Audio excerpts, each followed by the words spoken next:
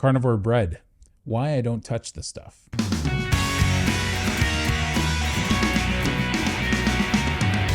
Hey, what's shaking bacon? My name is Bruno Panucci. I hope you're doing well. So I've been a strict carnivore for well over 2.5 years, not a lick, taste, or bite of anything off a carnivore diet. So lots of these things that still technically are on a carnivore diet are things I still stay away from because I don't trust myself with them. And I'll get into that after I get you to like, comment, or subscribe to the channel. I really appreciate the support. Hit that little bell notification. It'll really support the channel.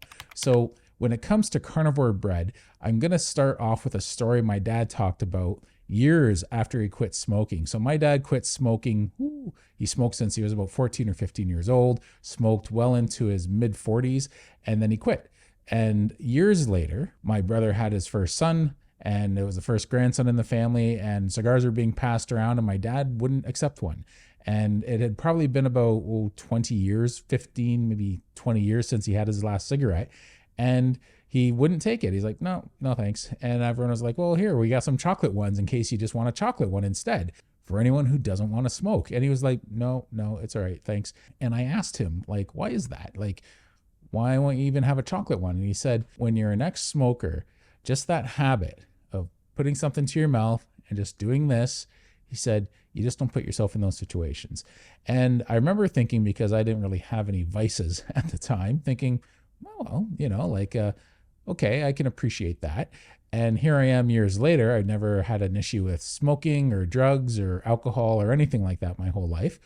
But when it comes to carbohydrates and sugar, boy, did I make up for it. And I can have a crazy amount of those foods on a consistent basis if I'm not doing a carnivore diet. So for me, carnivore bread and carnivore-like foods that are still like other foods. You know how keto has lots of keto pizzas and keto ice creams and all these different keto versions of real food, a lot like vegetarians and vegans have. Now that keto has picked up, it has that sort of market out there. And if carnivore was to ever pick up, there's going to be a big market for that. And that might take, 5 or 10 years before the market starts to flood with those things. Who knows? It may never happen. But if it does, it's something you have to watch out for, because it's one thing if you're making your own carnivore breads or puddings or whatever it is, whipping creams or ice creams, whatever it is.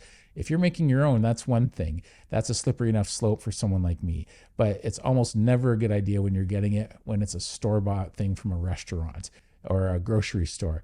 You typically don't know what's in there first and foremost. And for people like me, it's too much of a slippery slope. Now, some of you out there might be thinking, well, so what? Like, what's the big deal?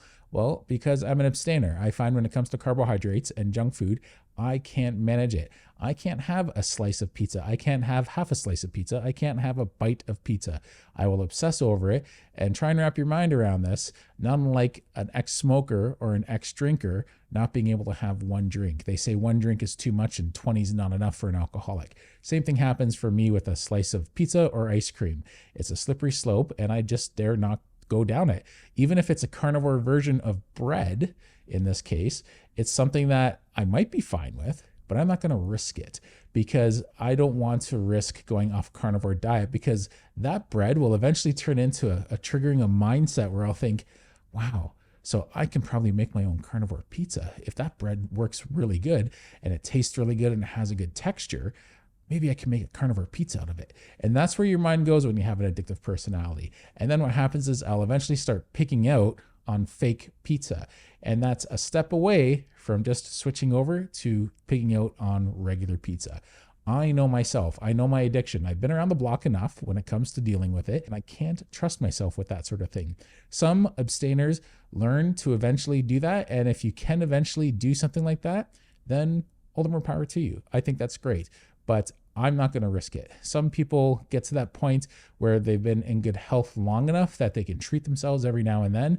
But there's lots of long-term strict carnivores out there that will admit when they make their own whipping cream or icing or ice cream, that when it's sitting in the fridge or freezer, they just go to town on it and they just keep going like there's no tomorrow. So there is still an addictive quality even for strict carnivores who have their habits well in control. Whipping cream and dairy has that effect on people. And sometimes when you make your own versions of these things, it's still something you have to watch out for. So before you go and make or buy any kind of carnivore bread, you have to ask yourself, is this you? Can you relate to this video? Can you relate to this problem? If not, I'm happy for you. Truly, I am.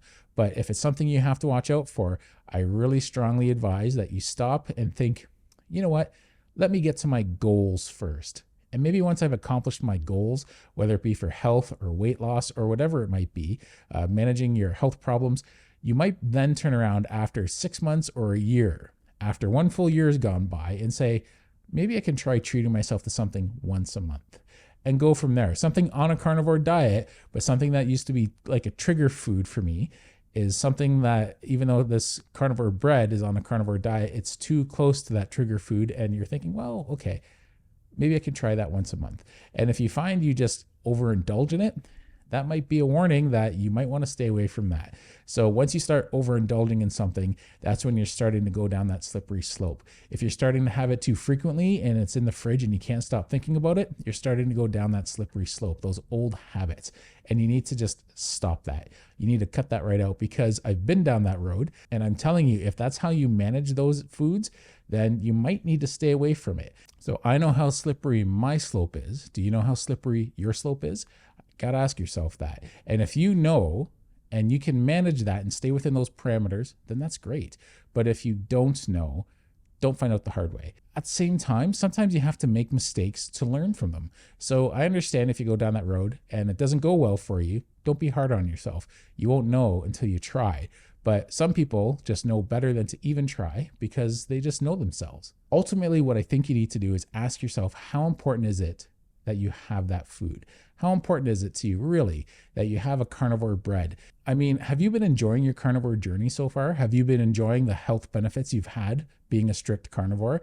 If you have, and you're fine with the day-to-day motion of going through a carnivore lifestyle, then do you really have to have a carnivore cake? Do you really have to have carnivore ice cream? Do you really have to have carnivore bread or pizza or sandwiches? Why put yourself in a position that you might slip up? So there's nothing wrong with being on the conservative side when you're dealing with these cravings, if you deal with these addictions. And I want you to just keep in mind, you have lots of time to try implementing them later, when you're more bulletproof, when you've gotten to your target weights. I once went a year strict zero carb and I felt really confident. And then I started having junk food, and over a period of 2 or 3 months, it just became a landslide, and I just went right off the way of eating, and it just didn't agree with my body. And I put on most of the weight that I had lost doing that. Hopefully you don't go through anything that's even close to that. So I just want you to be cautious. Think about what you're doing, and if you want to make that, why you want to make that. Why do you want to have something that's a lot like bread? Is it really that important to you to have bread in your diet? If so, I think you're still kind of dealing with cravings. Is it because you're adopting a carnivore lifestyle, but you want to provide something that's a healthy alternative for your family? I get that. But just keep in mind, you can sort of trick yourself into going on that slippery slope, and just be honest with yourself. Thanks a lot and take care. If you can, like, comment, and subscribe. Ciao.